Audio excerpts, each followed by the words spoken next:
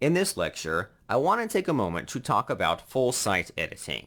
For over a year, WordPress has teased a different way of building themes. The time has finally come. In WordPress 5.9, full site editing was introduced into the core. It completely changes how sites are designed and developed.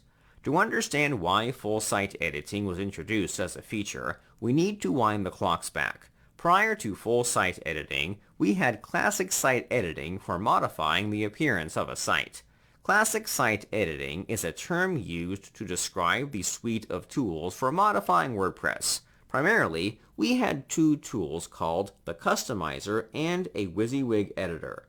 While they're simple, they're not great for designing a site. It's difficult to design an interface that allows users to modify elements on a page. Both tools could not meet the demands of regular and technical users.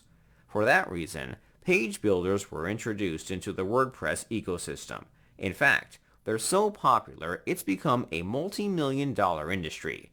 Beaver Builder, Divi, Elementor, Visual Composer, and Oxygen are some examples. One of the benefits of using a page builder is the low barrier to entry.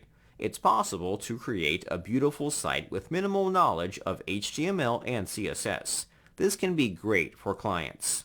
Unfortunately, page builders have their downsides. Firstly, they're expensive. Secondly, you need to deal with managing licenses. Lastly, there isn't a unified standard for building pages. Every page builder approaches things differently. Once you pick a page builder, you're locked in. The team behind WordPress decided to introduce a better editing experience to the core by creating Gutenberg.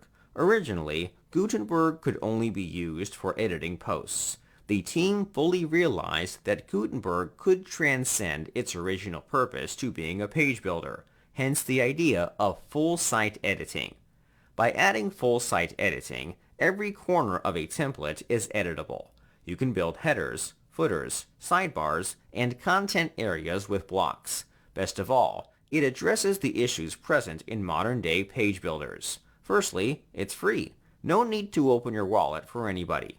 Secondly, you don't need to manage licenses. Lastly, it introduces a standard for building pages. That's just the tip of the iceberg.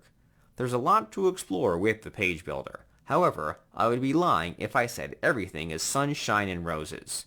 There are downsides to full site editing. The main drawback of full site editing is the development experience. Unfortunately, we've received the short end of the stick. WordPress development was known to be easy. You could create a custom theme and plugin within hours. Things have changed. The requirements for developing custom themes and plugins have risen.